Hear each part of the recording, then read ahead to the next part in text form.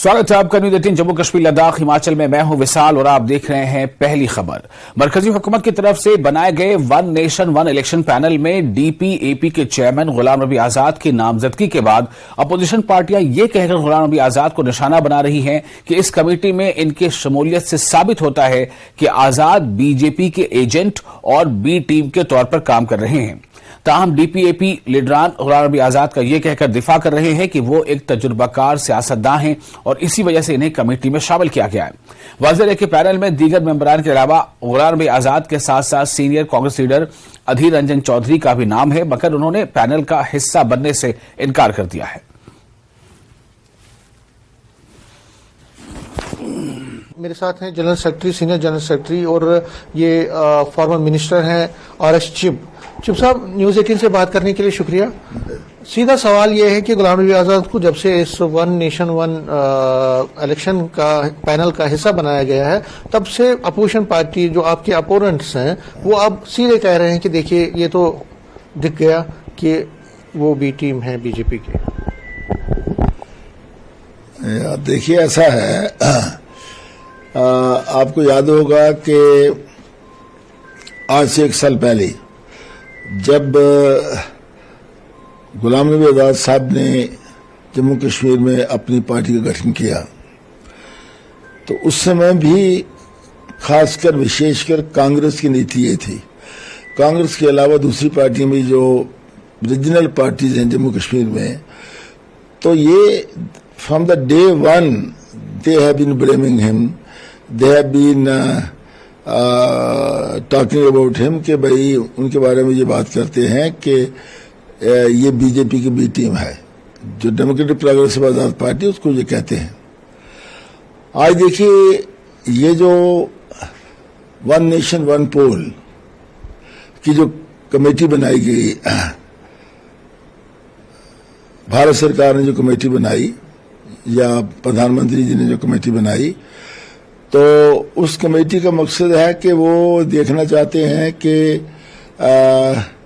इसमें कैसे हो सकता है कि हमारी नेशन में एक ही बार जो है वो इलेक्शन करवाए जा सके। और ये होता रहा, 67 तक ऐसे चल रहा था, 1967 तक तो चल ही रहा था कि एक ही बार सारी इलेक्शंस होती थी। उसमें असेंबली इलेक्शन भी आती थी, पार्लियामेंट इलेक्शन भी आती थी, और विशेषकर मैं कहूंगा कि उसमें यहाँ तक सिक्योरिटी का सवाल था, एक्सपेंडिचर का सवाल था, या इलेक्शन कमीशन के खर्चे का सवाल था, तो काफी उसमें खर्चा कम होता था। एक लीडिंग अपोजिशन पार्लियामेंट की थी कांग्रेस, उसका भी उन्होंने सदस्य रखा, श्री अधीर रंजन चौधरी जी को रखा, लेकिन उन्होंने बाद में इनकार कर दिया कि हम इस कमेटी का हिस्सा नहीं बनना चाहते। वजह उसकी ये है, कांग्रेस जो है वो नहीं चाहती कि इस देश में कोई रिफॉर्म हो। बशीर साहब, कल ये जो नॉमिनेशन की गई है मेंबर्स की, उसमें एक सरप्राइजिंग एलिमेंट गुलाम नबी आजाद का, उनको भी उसमें रखा गया है। उस पर आप क्या कहेंगे? क्या आपको लगता है कि जिस तरह से आप पहले से बात कर रहे थे कि वो उनके साथ मिले हुए, इनके तार मिले हुए हैं बीजेपी से, ये बात सिद्ध होती? कल जो कमेटी तश्कील दी गई है, बाकियों का क्या इसके मतलब ख्याल है, लेकिन जब हम इसको कमेटी के मेंबरों को देखते हैं तो लगता है कि बीजेपी एक सेट माइंड से काम कर रही है और लोगों को कंफ्यूज करने की कोशिश कर रही है। इस तरह के बिल में पहली चीज मैं समझता हूं, डेमोक्रेटिक मुल्कों में अपोजिशन छोटी हो या बड़ी हो, उसको कॉन्फिडेंस में लिया जाता है कि हमने अब ऐसा करना है, आपकी राय क्या है। उसमें प्राइम मिनिस्टर हो या कोई ये जो लोग होते हैं एक्स प्राइम मिनिस्टर्स हों, वो उनको बुलाया जाता है, स्पीकर्स हों कि आप बताइए भाई अब कैसा होना चाहिए। लेकिन चूंकि ये बीजेपी ने जब ये तश्कील दी, ये 2-4 दिनों में जो ये बात हो रही है, और उसमें जो मेंबर आए, मुझे नहीं मालूम कांग्रेस ने क्या किया, कैसे वो सोचते हैं, लेकिन जम्मू कश्मीर से जब आजाद साहब का नाम पड़ा तो मुझे थोड़ा सा हैरानगी हुई। लेकिन हैरानगी नहीं हुई, हैरानगी इसलिए नहीं हुई कि आजाद साहब ने जब कांग्रेस को छोड़ा और जम्मू कश्मीर के अंदर पॉलिटिक्स शुरू किया, तो वो छोटे से छोटा बच्चा भी समझता है कि ये एक मिशन के तौर पे काम कर रहा है। तो वो मिशन का मतलब है कि सेकुलर वोट को तोड़ने की कोशिश कर रहे हैं। बीजेपी को फायदा। वो बीजेपी, आपको शायद याद होगा कि जब आज़ाद साहब का यहाँ शुरू हो गया तो गवर्नमेंट ने उसको थोड़ा सा पैटिंग शुरू की, तो सबसे पहला बयान अल्ताफ बुखारी का आया कि ये कहाँ से आ गया। आपको नाम शब्द सुना होगा। तो जाहिर है कि पहले बुखारी साहब इसमें थे, सज्जाद लोन साहब थे, तो अब जब आज़ाद साहब हो गए तो गवर्नमेंट इसको पूरा हर एक किस्म की फैसिलिटी दे रही है जो बाकी को नहीं है। तो अब उस कमेटी में शामिल किया जा रहा है। तो मेरे लिए मुझे नहीं लगा कि ये कोई अजीब सा है।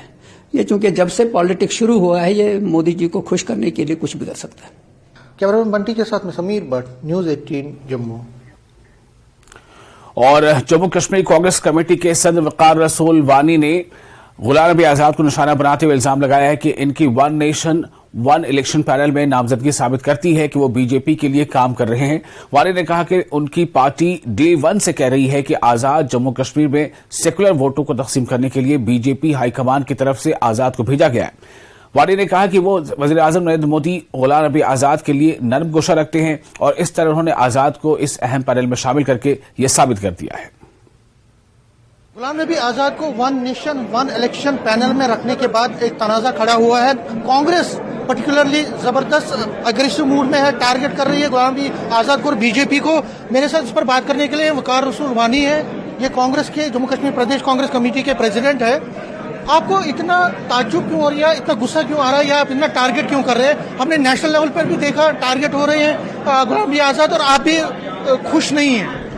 मुझे गुस्सा नहीं आ रहा है, मुझे ये लग रहा है कि जिस गांधी नेहरू पार्टी ने उस आदमी को जीरो से हीरो बनाया, 40 साल उनको पार्लियामेंट मेंबर रखा, 24 साल उसको यूनियन मिनिस्टर रखा, 13 बार उसको जनरल सेक्रेटरी रखा, चीफ मिनिस्टर बनाया, वो आदमी आज मोदी जी के साथ मिलके जम्मू कश्मीर में सेकुलर वोट डिस्ट्रीब्यूट करना चाहता है। मैं 1 साल से बोल रहा हूं कि भैया ये आदमी आरएसएस ऑफिस से डिप्यूट किया गया है, बीजेपी ऑफिस से डिप्यूट किया गया है ताकि यहां के वोटों को डिस्ट्रीब्यूट किया जाए। अब तो लगभग 70-80% उसकी पार्टी जो है कांग्रेस में वापस आ गई। लेकिन आज जब हाई पावर्ड कमेटी ने अपनी मनमर्जी से बीजेपी ने बनाई वन नेशन वन इलेक्शन के लिए, जब उनका नाम उसमें सरफरिस्त आ गया तो अब तो सबूत मिला लोगों को, क्योंकि हमारे जो राष्ट्रीय अध्यक्ष हैं, जो एलओपी हैं, प्रेजेंट एलओपी हैं, उसको लिस्ट में तो नहीं रखा गया। अधीर रंजन चौधरी को 10 में से 1 बंदा रखा, उनने भी वहां पे छोड़ दिया क्योंकि वो बीजेपी की पार्टी है। तो गुलाम नबी आजाद साहब ने को बीजेपी ने इसलिए रखा क्योंकि वो उनका आदमी है, जो बीजेपी बोलेगी वो बराबर उस पर दस्तखत करेगा। ये तो अब साबित हो गया, ये तो कागजों में आ गया, अब तो ब्लैक एंड व्हाइट में उस पर ठप्पा भी लग गया कि ये आदमी बीजेपी और आरएसएस और मोदी जी का चहेता आदमी। तो आपको लगता है कि कांग्रेस जिस तरह से आप पहले से कह रहे थे कि वो यहाँ पे सेकुलर वोटों को डिवाइड करने के लिए आए, तो आपको लगता है कि इस चीज से ये पुख्ता हो गया? अब तो ये साबित हुआ, अब इससे ज्यादा क्या होगा? मैं तो उनको कह रहा हूं कि अब तो इससे ज्यादा क्या सबूत मिलेगा कि एक आदमी को मोदी जी खुद ऑर्डर निकाल के हाई पावर्ड कमेटी में, बीजेपी की हाई पावर्ड कमेटी में रख रहा है। मुझे नहीं लग रहा है इससे और कोई सबूत मिले। मैं कैमरामैन बंटी के साथ में समीर भट्ट, न्यूज़ 18 जम्मू। और इंतखाबात हिंदुस्तान की तरक्की और आम लोगों की फलाह बहबूद के लिए एक बहुत अच्छा कदम है। गुलाम नबी आजाद को आला सतही कमेटी का रुकन बनाया गया है। वो वन नेशन वन इलेक्शन में बहुत मुस्बत किरदार अदा करेंगे। जम्मू कश्मीर के साबिक वज़ीर आला उमर अब्दुल्ला और महबूबा मुफ्ती के बतौर अपोजिशन अलायंस कोऑर्डिनेशन कमेटी के रुकन होने के बारे में डॉक्टर निर्मल सिंह ने कहा कि ये इन अलायंस पार्टियों का अंदरूनी फैसला है, लेकिन उस वक्त इन तमाम जमातों को वन नेशन वन इलेक्शन की हिमायत करनी चाहिए। बीजेपी के senior leader doctor Nirmal Singh जिला किश्तवाड़ और डोडा के दौरे पर हैं और इस दौरान उन्होंने न्यूज 18 से इन बातों का इजहार किया। डॉक्टर साहब, अगर देखा जाए गुलाम नबी आजाद को हाई लेवल कमेटी का मेंबर बनाया गया है वन नेशन वन इलेक्शन का, तो आप इसे किस नजर से देख रहे हैं? देखिए, हमारे देश का, हमारी सरकार का बहुत अच्छा निर्णय है। विशेष तौर पर मैं आभार प्रकट करना चाहूँगा प्रधानमंत्री नरेंद्र भाई मोदी जी का, कि उन्होंने जो कॉन्सेप्ट दिया है वन नेशन वन इलेक्शन, ये भारत की तरक्की तामीर के लिए, आम लोगों की जो है भलाई के लिए बहुत ही अच्छा कदम है। क्योंकि हम देखते हैं कि पूरा साल इलेक्शंस होते रहते हैं आज पार्लियामेंट का इलेक्शन है, कल को स्टेट का है, एक स्टेट का है, दूसरी स्टेट का है, डीडीसी है, बीडीसी है, कई प्रकार के इलेक्शन हैं। ये ठीक है, लोकल बॉडीज के इलेक्शन तो अलग ही होंगे, लेकिन असेंबली और पार्लियामेंट के इलेक्शन इकट्ठे हों, ये एक बहुत ही बड़ा अच्छा कदम है।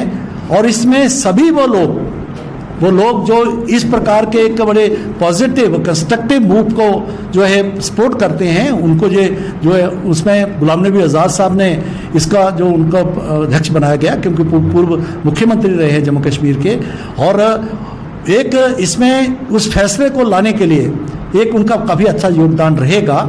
और मैं कहूँगा कि सभी लोग जो हैं उनको सहयोग करें, दूसरी पॉलिटिकल पार्टीज के भी लोग हैं, जिस प्रकार से उन्होंने एक रास्ता दिखाया है कि हम पॉलिटिकली हम कहीं भी होंगे, लेकिन जब देश की बात आती है हम हैं, एक हैं, और एक जो है जिसका कहते हैं कि वन नेशन वन फ्यूचर, उसके लिए वन नेशन वन इलेक्शन का बहुत ही बड़ा ज़रूरत है। उमर अब्दुल्ला और महबूबा मुफ्ती को अपोजिशन अलायंस कोऑर्डिनेशन कमेटी का भी मेंबर बनाया गया है, तो इसे आप किस नज़र से देख रहे हैं? देखिए, ये उनका जो एक आपस में 25-30 लोगों का पार्टियों का ये जो बन रहा है उनका, ठीक है, जमहूरी तौर पर वो जो मर्जी करें, इलेक्शन जो है उनका कोऑर्डिनेशन कमेटी का जो भी है वो तो उनका अफेयर है, तो मैं इस पर ज़्यादा नहीं बोलूँगा। लेकिन ये जो वन नेशन वन इलेक्शन ये जो है, इसको उनको सपोर्ट करना चाहिए। और 28 सियासी जमातों के इत्तेहाद इंडिया अलायंस में शिरकत के बाद पैंथर पार्टी के सदर डॉक्टर हर्षदेव सिंह ने कहा कि तमाम सियासी जमातों ने इस बात पर इत्तेफाक किया है कि 2024 के इंतखाबात में बीजेपी को इख्तिदार से हटाने के लिए एक इत्तेहाद की जरूरत है। इत्तेहाद के तमाम जमातें बीजेपी के खिलाफ नशिस्तों के हसूल की बुनियाद पर एक हिकमत अमली वज़ा करेंगी। उन्होंने कहा कि उनकी जमात ने जम्मू कश्मीर के अवाम के सामने आने वाली तमाम मुश्किलात और मसाइल को पेश किया है। हर्षदेव सिंह ने कहा कि टोल प्लाजा, स्मार्ट मीटर और प्रॉपर्टी टैक्स जैसे मसाइल भी उठाए गए हैं। उन्होंने ये कहा कि जम्मू कश्मीर को यूटी बनाना एक अफसोसनाक मामला है और इत्तेहाद ने इस बात का यकीन दिलाया है कि जम्मू कश्मीर के अवाम को इंसाफ पहुंचाने के लिए हर मुमकिन कोशिश की जाएगी। पॉलिटिकल पार्टी से हमने ये गुजारिश की है कि जम्मू कश्मीर को बचाने के लिए योगदान दीजिए। जम्मू कश्मीर को भारतीय जनता पार्टी की सरकार द्वारा अपने पांव तले रौंदा जा रहा है, लोगों की कोई सुनवाई उसमें नहीं हो रही है, और हिंदुस्तान के हर एक नागरिक का एक कर्तव्य बनता है कि लोगों की मदद के लिए आगे आए, जमहूरियत को बहाल करने के लिए आगे आए, स्टेटहुड का दर्जा बहाल करने के लिए आगे आए। और इस सब में तमाम पॉलिटिकल पार्टीज ने ये यकीन दहानी दिलाई है कि वो उसमें पूरे तरीके से समर्थन करेंगे ताकि जम्मू कश्मीर का रियासत का दर्जा मिल सके और जम्मू कश्मीर में भी जमहूरियत बहाल हो सके। मरकजी वजीर डॉक्टर जितेंद्र सिंह ने कहा है कि हिंदुस्तान 2047 तक एक तरक्की याफ्ता मुल्क हो जाएगा। उन्होंने कहा कि वजीर आजम नरेंद्र मोदी की क़यादत में इससे कबल चंद्रयान चांद के क़ुतब शुमाल और उत्तरा और आदित्य L1 को श्रीहरिकोटा खलाई मरकज से कामयाबी के साथ लॉन्च किया गया। उन्होंने मजीद कहा कि हमें सितारों तक पहुंचने और कायनात के इसरार को दरियाफ्त करने का एतमाद, हिम्मत और यकीन दिलाने के लिए वजीर आजम का भी शुक्रिया करना चाहिए। उन्होंने कहा कि पहले हम इसके बारे में नहीं सोचते थे, लेकिन अब हम कायनात में हैं। इनने इन बातों का इजहार मेरी मिट्टी मेरा देश प्रोग्राम में किया। उनकी यह सोच ही कि पटेल ने सारे मुल्क का इकट्ठा किया। जे अज ये मुल्क गणराज्य बढ़िया तो फिर सरदार पटेल होरे बदौलत बढ़िया। इस वास्ते उनकी मूर्ति च सारे के हथ लगने चाहिए। तो उस वेले भी असें ग्रां ग्रां जाइए, पंचायतें जाइए, इस चाली का थोड़ा लोहा इकट्ठा करिए गुजरात पहुँचाया। तो मिगी चेता आता उस कार्यक्रम की मोदी जी ने अज प्रधानमंत्री के रूप में आपूं च भी इकट्ठे होचे तो धरती मां का अस एक बार पुनः धन्यवाद भी करचे। जी हम अपने मिस्त्री और सुनार दे कि है सब पे माँ उपकार तेरा, तो उपकार चुकाई तो सकते नहीं, लेकिन चेता तो करी सकने हैं ना। माँ का उपकार तो चुका ही नहीं सकते। जे माँ ने जन्म दिता वह बड़ी गल है, उड़ के चुकाना। वो आता मेरी माँ ने यह किया, मैं वह चुकाया, भी के चुकाया, चुका ही नहीं सकते। उन्हें जमना जरा करी उड़िया तुम जमी जन्म दिता वह एक बड़ी गल करी उड़ी, कोई उपकार नहीं। और फिलहाल छोटा सा ब्रेक लेते हैं, जल्द हाजिर होंगे।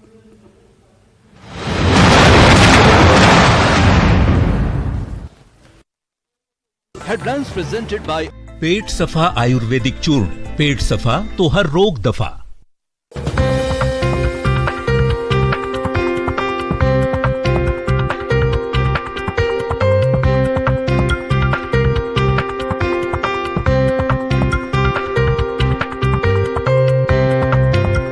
हेडलाइंस प्रेजेंटेड बाय पेट सफा आयुर्वेदिक चूर्ण। पेट सफा तो हर रोग दफा।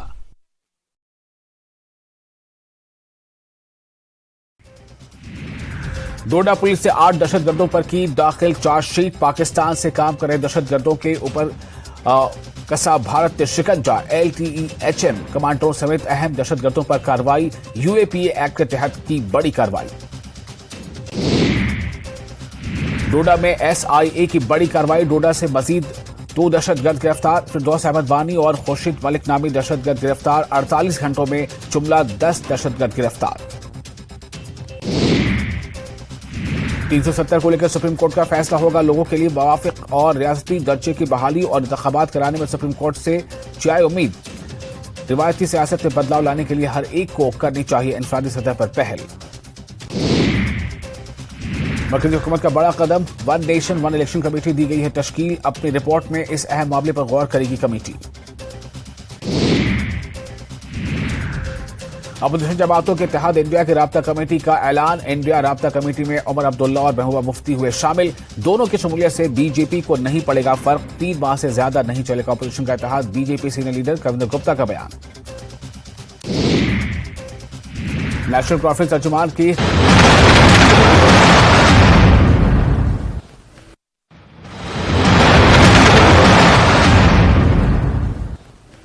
ब्रेक के बाद एक बार फिर आपका स्वागत है न्यूज 18 जेके पर। आप देख रहे हैं पहली खबर। भारतीय जनता पार्टी के नेशनल सेक्रेटरी तरुण चुग करगिल पहुंचे। पार्टी वर्करों की जानिब से तरुण चुग का जबरदस्त इस्तकबाल किया गया। लद्दाख खुद मुख्तार पहाड़ी तरक्याती काउंसिल के 5वें इलेक्शन के मिशन को लेकर सियासी जमातें काफी जोर आजमा रही हैं। बीजेपी के कुछ आला ओहदेदार करगिल, द्रास और ज़ांस्कार में अपने उम्मीदवारों को जिताने के लिए लगातार डेरा डाले हुए हैं। तरुण चुग ने मीडिया से बात करते हुए NC और कांग्रेस का नाम लिए बगैर कहा कि करगिल को पुरानी सियासी जमातों और लीडरों ने लूटा और बर्बाद किया है। उन्होंने कहा कि करगिल की तरक्की सिर्फ बीजेपी कर सकती है। उन्होंने लोगों से बीजेपी को इलेक्शन में वोट देकर कामयाब करने की अपील की।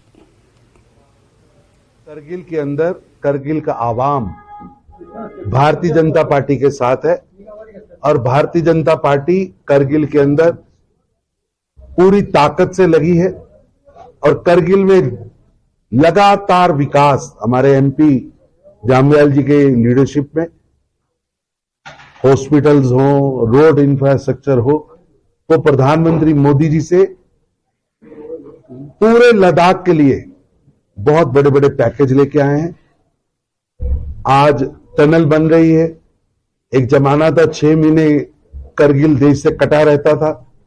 आज ऐसा वहां पर विकास हो रहा है, सड़कें बन रही हैं, रोड्स, इंफ्रास्ट्रक्चर, और लोगों का मन बना है कि भारतीय जनता पार्टी के कैंडिडेट्स को वोट देना है ताकि ये विकास रुके नहीं, स्टेडियम बनने रुके नहीं, लोगों को जो रोजगार मिल रहा है वो रुके नहीं। करप्शन करते रहे, लूटते रहे, आज वो चिंतित हैं। भारतीय जनता पार्टी आएगी, स्वच्छ प्रशासन लाएगी, भारतीय जनता पार्टी आएगी, यहां पर विकास, यहां पर विश्वास, यहां पर लोगों के हाथ में काम, ये सब चीजें हम करेंगे। अभी कैंडिडेट्स की मीटिंग ली है, सभी कैंडिडेट्स पूरे उत्साह के साथ हैं। सबको लगता है कि नरेंद्र मोदी जी ने जो यहां के विकास की नई गाथा लिखी है, जनता उनको आशीर्वाद देगी। और जम्मू कश्मीर कांग्रेस को इस वक्त तकवीत मिली जब जम्मू में पार्टी हेडक्वार्टर में मुनक्किदा एक तकरीब में दीगर पार्टियों के पंचों और सरपंचों समेत कई कारकुन पार्टी में शामिल हुए। पार्टी की जम्मू कश्मीर यूनिट के सदर वकार रसूलवानी ने पार्टी के कई दूसरे सीनियर लीडरों के साथ पार्टी में नए कारकुनों का खैरमकदम किया। पार्टी के वो रहनुमा जो हाल ही में DPAP, आप वगैरह पार्टियों से इस्तीफा देकर पार्टी में शामिल हुए हैं। न्यूज 18 से बात करते हुए कांग्रेस लीडर यशपाल कंडल ने कहा कि आने वाले दिनों में कांग्रेस मजबूत बनकर उभरेगी। उन्होंने हुकूमत से सरू टोल प्लाजा को बगैर किसी ताखिर के बंद करने का इस मौके पर मुतालबा किया।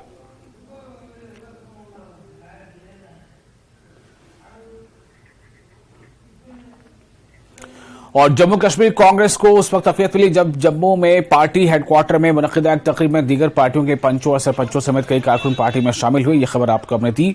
और इस वक्त रसूल वानी ने पार्टी के कई दूसरे सीनियर लीडरों के साथ पार्टी में नए कारकुनों का खैरमकदम किया और साथ ही कहा कि पार्टी के रहनुमा जो हाल ही में आप और DPAP में या दूसरी पार्टियों से इस्तीफा देकर पार्टी में शामिल हुए हैं, उनसे बात करते हुए न्यूज़ 18 से बात करते हुए यशपाल कंडल और साबिक लीडर अब साबा से कांग्रेस लीडर ने कहा कि आने वाले दिनों में कांग्रेस मजबूत बनकर उभरेगी। उन्होंने हुकूमत से सरोटर प्लाजा को बगैर किसी ताखीर के बंद करने का मुतालबा फिर से दोहराया है।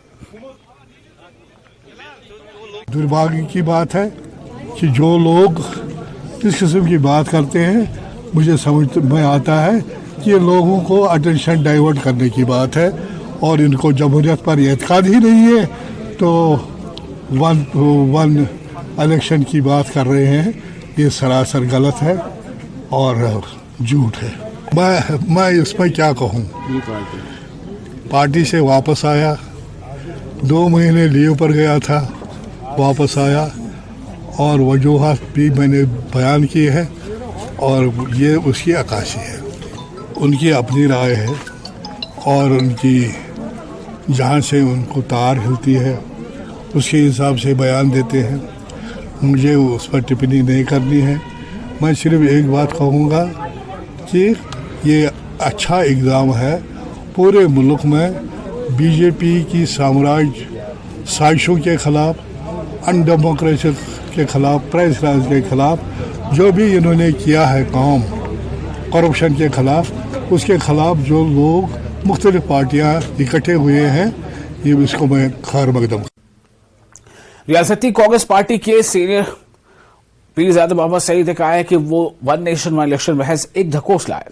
बीजेपी की तरफ से और लोगों का ध्यान भटकाने की कोशिश की जा रही है। उन्होंने कहा कि कांग्रेस समेत दीगर सियासी पार्टियों का इत्तेहाद मुल्क को तरक्की और अमन की राह पर गामजन करेगा।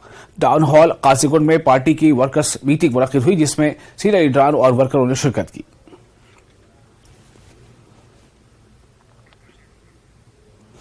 मरकजी वजीर नितिन गडकरी ने खिलानी टनल को अपग्रेड किए जाने के ताल्लुक से ट्वीट किया है। उन्होंने लिखा है कि यकरुखी खिलानी टनल को 2 लेन के स्ट्रक्चर में तब्दील किया जा रहा है और नेशनल हाईवे पर इसकी राब्ता सड़क को भी बेहतर बनाया जा रहा है। इस प्रोजेक्ट की मुकम्मल लंबाई 2.419 किलोमीटर है और ये पैकेज 3 के तहत आता है। नितिन गडकरी ने ट्वीट किया है कि टनल की बेहतरी के साथ साल भर रसाई को यकीनी बनाया जा सकेगा। इसके साथ साथ इलाकाई मईशत को भी फायदा होगा।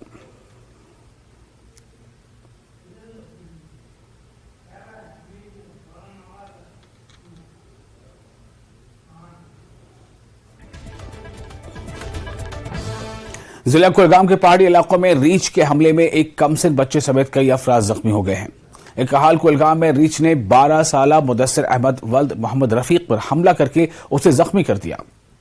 उसे फौरी तौर जिला अस्पताल कुलगाम मुंतकिल किया गया, जहां से उसे तिब्बी इमदाद देने के बाद श्रीनगर अस्पताल मुंतकिल किया गया। रीछ के एक और हमले में दानीपुरा, दमहाल, हांचीपुरा, कुलगाम का गुलजार अहमद मीर जख्मी हो गया है। जख्मी शख्स को जिला अस्पताल कुलगाम में दाखिल किया गया है। लोगों का कहना है कि पहाड़ी इलाकों की रिहायशी बस्तियों में जंगली जानवरों की मौजूदगी काफी हद तक बढ़ गई है। लोगों ने वाइल्ड लाइफ महकमे से इस मामले में कार्रवाई करने की मांग की है।